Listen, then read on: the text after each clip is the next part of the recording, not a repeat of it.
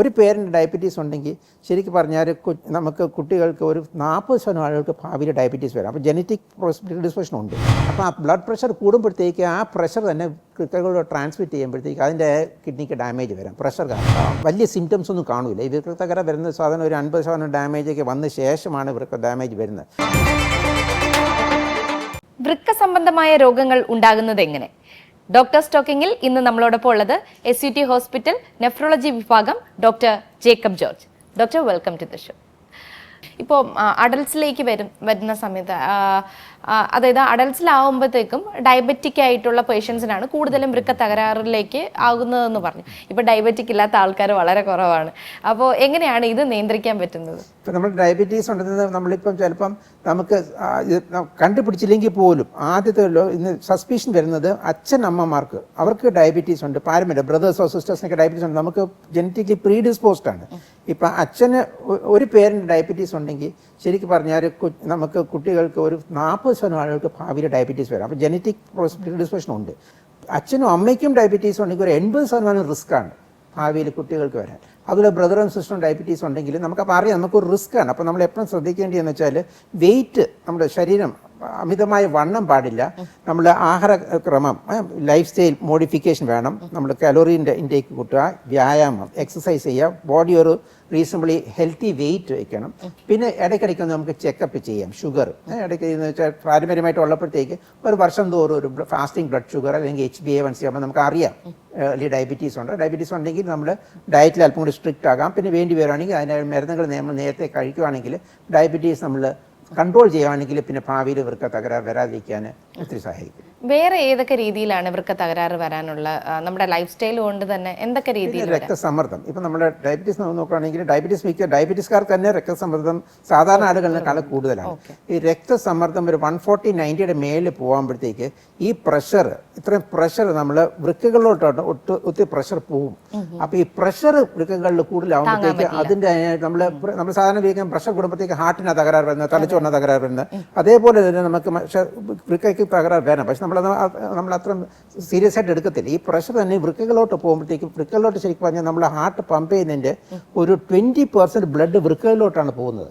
അപ്പോൾ ആ blood pressure കൂടുമ്പോഴത്തേക്ക് ആ പ്രഷർ തന്നെ കൃത്യങ്ങളോട് ട്രാൻസ്മിറ്റ് ചെയ്യുമ്പോഴത്തേക്ക് അതിൻ്റെ കിഡ്നിക്ക് ഡാമേജ് വരാം, പ്രഷർ കാരണം. അപ്പോൾ ഈ കിഡ്നി ഡാമേജ് വരുന്ന സമയത്ത് നമുക്ക് എന്തൊക്കെ ട്രീറ്റ്മെൻറ്റുകൾ കൊടുക്കാൻ പറ്റും? അപ്പോൾ ആദ്യം നമ്മൾ നോക്കണം എന്തൊക്കെയാണ് വൃക്ക തകരാറ്. അപ്പോൾ ആദ്യത്തെ ഏർലി ലക്ഷണം എന്ന് വെച്ചാൽ ഈ വലിയ സിംറ്റംസ് ഒന്നും കാണില്ല. ഈ വൃക്ക തകരാറ് വരുന്ന സാധനം ഒരു 50% ഡാമേജൊക്കെ വന്ന ശേഷമാണ് വൃക്ക ഡാമേജ് വരുന്നത്. അപ്പോൾ ആദ്യത്തെ കാണുമ്പോഴത്തേക്ക് നമ്മൾ ആദ്യം ചെയ്യുന്നത് ഈ മൂത്രത്തിൽ മൈക്രോ ആൽബുമിൻ അല്ലെങ്കിൽ ആൽബുമിൻ ചെറിയ അളവിൽ, അത് നമ്മൾ നോക്കുകയാണെങ്കിൽ സാധാരണ ലാബുകളിലൊന്നും സാധാരണ നമ്മൾ നോക്കുന്ന മൂത്രത്തിൽ പ്രോട്ടീൻ, കാരണം മൂത്രത്തിൽ പ്രോട്ടീൻ അംശം കൂടുമ്പോഴത്തേക്ക് സാധാരണ മൂത്രം പതയൊക്കെയാണ്. പക്ഷെ അതിന് മുമ്പേ തന്നെ ഇതൊന്നും സാധാരണ മൂത്രം പോകുന്ന ഒട്ടും ഫ്രോത്തിങ് ഒന്നും കാണില്ല. പക്ഷെ നമ്മൾ ടെസ്റ്റ് ചെയ്യുമ്പോൾ മൂത്രത്തിലെ മൈക്രോ ആൽബുമിൻ അതിൻ്റെ ലക്ഷണം അളവ് കൂടുതലാണെങ്കിൽ നമുക്ക് അപ്പോൾ സസ്പിഷൻ ഉണ്ട് ഇതൊരു ഭാവിയിൽ ഇത് കൂടുതൽ പ്രോട്ടീനൂരിലോട്ട് പോകും. അപ്പോൾ ആ ടൈമിൽ നമ്മൾ കൂടുതൽ ബ്ലഡ് പ്രഷർ കൺട്രോൾ ചെയ്യുക, മൈക്രോ ആൽബുമിൻ കുറയ്ക്കാൻ വേണ്ടിയുള്ള മരുന്നുകൾ, പിന്നെ sugar control, blood pressure control. ഇത് വെച്ച് തന്നെ നമുക്ക് മൈക്രോ ആൽബുമിൻ സ്റ്റേജ് വരുന്ന ആ ഏർലി ആൽബുമിൻ നമുക്ക് തീരെ റിവേർട്ട് നോർമലോട്ട് ആക്കാൻ സാധിച്ചേക്കും. അപ്പോൾ ഇത് കൺട്രോൾ ചെയ്യുവാണെങ്കിൽ പിന്നെ ഭാവിയിൽ പ്രോട്ടീൻ യൂറിയ വരാതിരിക്കാനുള്ള നമുക്ക് അല്പം കൂടി ടൈം ഗ്യാപ്പ് കിട്ടും, ഡാമേജ് വരാനുള്ള സാധ്യതകളും കുറഞ്ഞു കിട്ടും. നമുക്കല്ലാതെ എക്സസൈസിലൂടെയോ അല്ലെങ്കിൽ ഭക്ഷണ ക്രമീകരണത്തിലൂടെയൊക്കെ നമുക്ക് ഈ ഒരു നമുക്കപ്പം നമ്മളിപ്പം ഈ പ്രോട്ടീൻ വന്നു കഴിഞ്ഞാൽ നമ്മൾ ക്രിയാറ്റിൻ കൂടുമ്പോഴത്തേക്ക് നമ്മൾ സാധാരണത്തേക്ക് ബ്ലഡിൽ നമ്മൾ ഈ റെഡ് മീറ്റ്, നമ്മൾ ഇത് കാള ഇറച്ചി, മാട്ടിറച്ചി, ഇതൊക്കെ റെഡ് മീറ്റാണ്. ഈ റെഡ് മീറ്റാണ് കൂടുതൽ ഫിൽട്രേഷൻ, ഗ്ലോമൽ ഫിൽട്രേഷൻ കൂട്ടുന്നത്. അപ്പൊ ഈ ഹൈ പ്രോട്ടീൻ, അതായത് കിഡ്നിക്ക് കൂടുതലും പണി കൊടുക്കുന്നത് കറക്റ്റാണ്. അപ്പൊ നമ്മൾ എസ്പെഷ്യലി നമുക്ക് പണി കൊടുക്കുന്ന വെച്ചാൽ നമ്മളിപ്പോൾ നമ്മളൊരു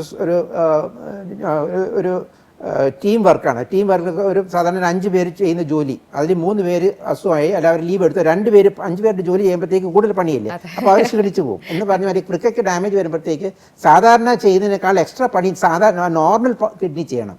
അപ്പോൾ ആ കിഡ്നിക്ക് തന്നെ കൂടുതൽ ഭാരം വരുമ്പോഴത്തേക്ക് അതിന് പിന്നെ ഭാവിയിൽ പ്രശ്നം വരും. അപ്പോൾ നമ്മുടെ ലൈഫ് സ്റ്റൈൽ കുറച്ചുകൂടി പിന്നെ പ്രഷർ കൺട്രോൾ ചെയ്യുക, ബ്ലഡ് ഷുഗർ കൺട്രോൾ ചെയ്യുക, പിന്നെ പ്രോട്ടീൻ്റെ അംശം എസ്പെഷ്യലി വൃക്കയ്ക്ക് കൂടുതൽ എക്സസ് ജോലി ചെയ്യാതിരിക്കാനുള്ള ചെയ്യുകയാണെങ്കിൽ പിന്നെ damage നമ്മുടെ ഡെയിലി ലൈഫിൽ നമ്മൾ അറിയുന്നില്ല നമ്മൾ എന്തൊക്കെയാണ് കഴിക്കുന്നതെന്ന് നമുക്ക് അറിയാൻ പറ്റുന്നില്ല. അപ്പൊ എത്ര മാസം അല്ലെങ്കിൽ എത്ര ഒരു ഡ്യൂറേഷനിലായിരിക്കും നമുക്കൊരു ടെസ്റ്റ് നടത്തി നോക്കേണ്ടത് ഡോക്ടർ? നമുക്കിപ്പോൾ ഡയബറ്റീസ് ആകുമ്പോഴത്തേക്ക് നമ്മളിപ്പോൾ ഡയബറ്റീസ് 2 തരം ഡയബറ്റീസ് ഉണ്ട്, ടൈപ്പ് 1 ടൈപ്പ് 2. ടൈപ്പ് 1 എന്ന് പറഞ്ഞാൽ കുട്ടികളിലുണ്ടാകുന്ന ഡയബറ്റീസ്. അതാകുമ്പോഴത്തേക്ക് നമുക്ക് അറിയാം രോഗലക്ഷണം. കുട്ടികളിലുണ്ടാകുന്ന ഡയബറ്റീസ് ആകുമ്പോഴത്തേക്ക് നമ്മൾ ആദ്യം തന്നെ ദാഹം കൂടുതലായിരിക്കും, മൂത്രത്തിന് അമിതമായി പോവും, ക്ഷീണം, ഇതൊക്കെ നമുക്ക് അപ്പോൾ അറിയാം ഡയബറ്റീസ് ഇപ്പം 10 വയസ്സിൽ തുടങ്ങി.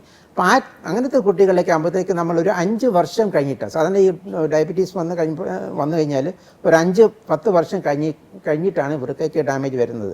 അപ്പം കുട്ടികളാണെങ്കിൽ നമ്മൾ പറയും നമ്മുടെ ഡയബറ്റീസ് ഇപ്പം നമ്മൾ 15 വയസ്സ് കണ്ടുപിടിച്ചു, നമ്മൾ 20-ാം വയസ്സ് മുതൽ നമുക്ക് മൈക്രോ ആൽബുമിൻ നോക്കാൻ തുടങ്ങാം. അപ്പോൾ മൈക്രോ ആൽബുമിൻ തുടങ്ങുകയാണെങ്കിൽ കണ്ടുപിടിച്ച് തരുവാണെങ്കിൽ പിന്നെ നമുക്ക് അതിൻ്റെ ട്രീറ്റ്മെൻറ്റ് നമുക്ക് കൊടുക്കാം. നേരെ മറിച്ച് അഡൽട്സിലാണെങ്കിൽ നമുക്ക് പലപ്പോഴും നമുക്ക് ഡയബറ്റീസ് ഉണ്ട്, നമുക്ക് അത്ര സ്ട്രോങ് സിംറ്റംസ് കാണത്തില്ല. നമ്മൾ ചിലപ്പോൾ യാദൃശ്യമായ എംപ്ലോയ്മെന്റ് ചെക്കപ്പിനൊക്കെ പോകുമ്പോഴത്തേക്കാണ് കണ്ടുപോയൊക്കെ ഡയബറ്റീസ് ഉണ്ടെന്ന് അപ്പോൾ മനസ്സിലാവുന്നത്. അപ്പോൾ നമ്മൾക്ക് ഒരു 30 വയസ്സ് കഴിഞ്ഞിട്ട് വരുന്ന പ്രമേഹ രോഗമാണ്. ആ സമയത്ത് തന്നെ ഡയബറ്റീസ് കണ്ടുപിടിക്കുന്ന ആ സമയത്ത് തന്നെ നമുക്ക് മൂത്രത്തിൽ ആൽബുമിൻ്റെ അംശം കൂടുതലാണോ, ബ്ലഡ് പ്രഷർ കൂടുതലാണോ, അപ്പോൾ ആ സമയം നോക്കുവാണെങ്കിൽ ആ ടൈമിൽ തന്നെ ചികിത്സിച്ച് നമുക്ക് അതിന്റെ ചികിത്സ കൊടുക്കും. പക്ഷെ അതേസമയം അത് നോർമൽ ആണെന്ന് പറഞ്ഞാൽ നമുക്ക് പിന്നെ ഒരു 5 വർഷം കഴിഞ്ഞിട്ട് വീണ്ടും ടെസ്റ്റ് ചെയ്യണം. ഭാവിയിലും വരാം. ഈ പ്രാവശ്യം നോർമൽ ആണെങ്കിലും പിന്നെ ഒരു വർഷം കഴിഞ്ഞിട്ട് ചിലപ്പോൾ റിസ്ക് ഷുഗർ കൺട്രോൾ ആയില്ല, പ്രഷർ കൂടുതലാണെങ്കിൽ പിന്നെ വീണ്ടും അവർക്ക് ഡാമേജ് വരാം. അതുകൊണ്ട് നമുക്ക് വർഷങ്ങൾ തോറും നമ്മൾ ചെക്കപ്പ് ചെയ്യണം. ഓക്കെ, അപ്പോൾ ഒരു നല്ല രീതിയിൽ നമ്മുടെ ലൈഫ് സ്റ്റൈൽ കൊണ്ടുപോവുകയാണെന്നുണ്ടെങ്കിൽ ഒരു കിഡ്നി ഡിസീസ് പ്രിവെന്റബിൾ ആണ്. ഇപ്പം നമ്മൾ നേരത്തെ നമുക്കറിയാം വന്നു കഴിഞ്ഞാൽ എല്ലാം വില കൂടിയ ട്രീറ്റ്മെന്റുകളാണ്.